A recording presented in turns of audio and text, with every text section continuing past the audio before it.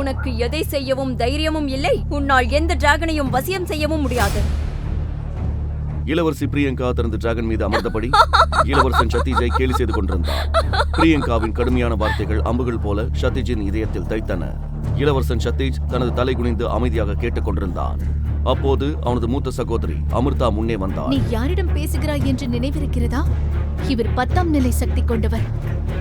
நவாங்கன் சாம்ராஜ்யத்தின் வருங்கால சக்கரவர்த்தி இளவரசன் சதீஜ். நீங்கள் இருவரும் என்னை சிரிக்க வைத்தே கொன்று விடுவீர்கள் என்று நினைக்கிறேன். இந்த எதற்கும் தகுதியற்றவன், அதுவும் 10ஆம் நிலை சக்தி கொண்டவனா?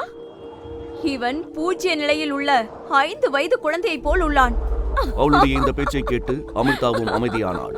ஏனென்றால் அவள் சொன்னது சரிதான்.